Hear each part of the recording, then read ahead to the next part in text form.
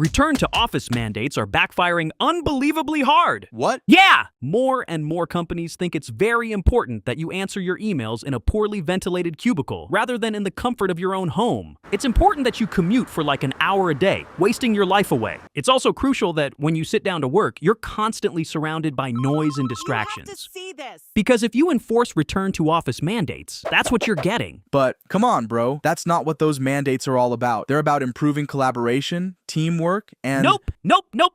The real reason they want you back in the office has nothing to do with any of that. Nothing. The real reason is way more f***ed up. Oh. The good thing is that it's backfiring. The mandates are blowing up hard. Let me show you what's going on.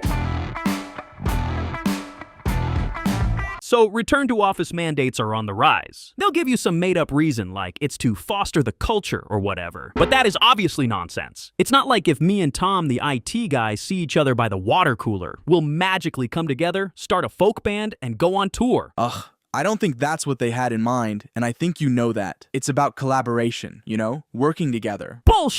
It's like, if everyone meets in person, they'll communicate better, learn from each other, and... Bullshit! Ugh. Come on, dude. You'll have to provide some real arguments. You want arguments? Sure, look at this. Study after study on forced return to office mandates comes back with the same conclusion. Productivity does not increase. Output does not improve. Kids do not get more candy on Halloween. This is a real factual claim. Well, what is it about then? Well, what do you think, punk? RTO mandates are all about good old-fashioned control, regardless of whether you're producing results or not. Bosses have this deep urge to walk up to you and go, "Work harder, you need to work harder."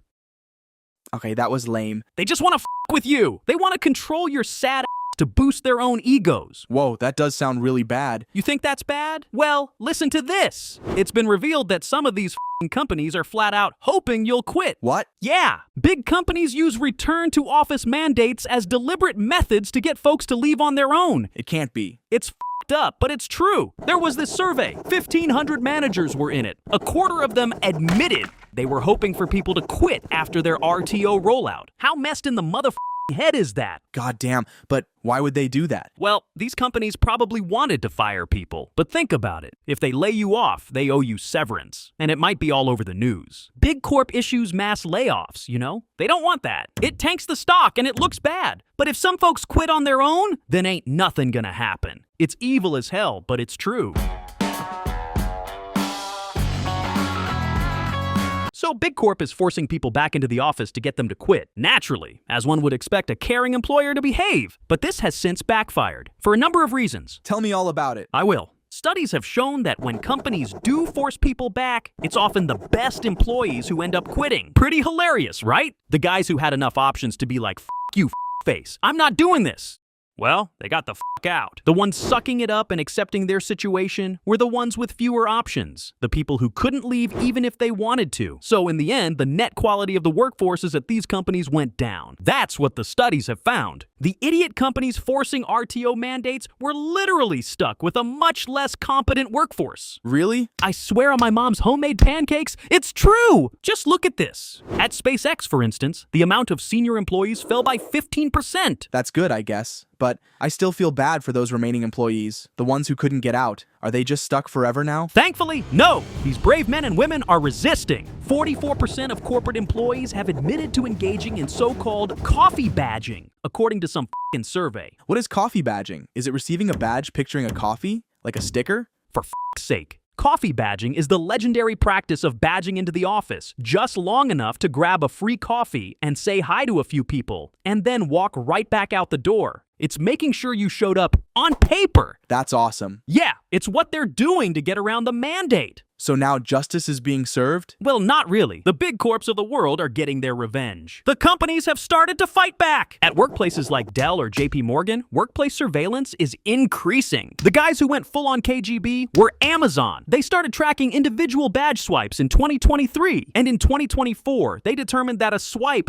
doesn't count unless you stick around a minimum number of hours. Oh no. Oh yes, this was created specifically to kill coffee badging. In 2025, they took it a step further. Amazon created a dashboard in which employees are categorized and ranked based on how much they swipe. And guess what? Employees' results in that dashboard has been revealed to affect their performance reviews. Oh lord. So now we're in the middle of an arms race. They tighten the tracking and employees find a new workaround. They tighten it again and the cycle goes on. It's basically the Cold War of corporate life. God damn. I bet the managers are furious. Brother, I thought it was implied. The people enforcing all of this don't even believe in it. What are you on about? Look at these f***ing stats, dude! 47% of managers admit to coffee badging themselves, but that number is only 34% for regular employees. Wait, there are more managers doing it than there are normal employees doing it? Exactly. Nobody really believes in this, which is understandable, because it objectively sucks.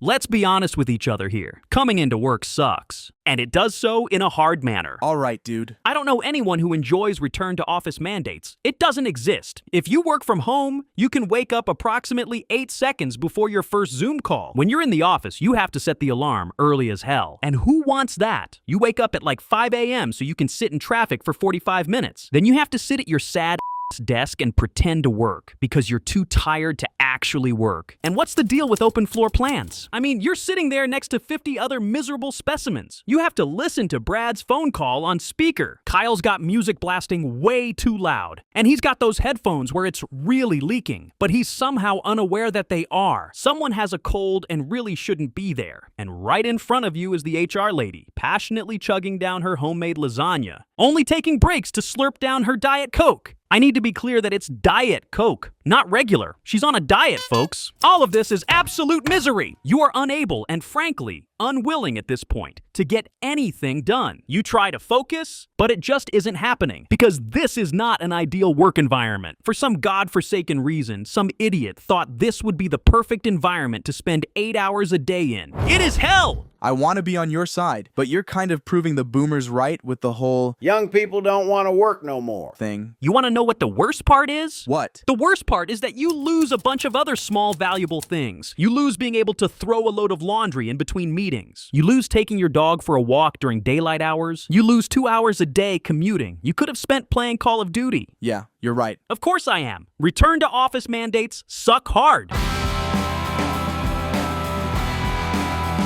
Okay, let's cut the crap here. I know I'm the most antisocial person known to man, but even I enjoy meeting people here and there. I actually don't have a problem coming into the office once in a while. Having a coffee with my coworkers in person can be okay. Some problems might be better brainstormed around a physical whiteboard, sure. Also, I mean, it is kind of nice to get out of the house, not just sit isolated in a poorly lit room in front of my laggy laptop all day. But that is very different to a forced and unnecessary RTO mandate. These idiots just want to control and dominate, and some even want you to quit. It's really despicable behavior. That's right. Thankfully, people are fighting back. Coffee badging is one of the weapons people are using. These big corp idiots will hopefully learn their bitter lesson. Until then, the corporate Cold War rages on. Sure. But hey, I have one final question, one that's really been bugging me. Yeah?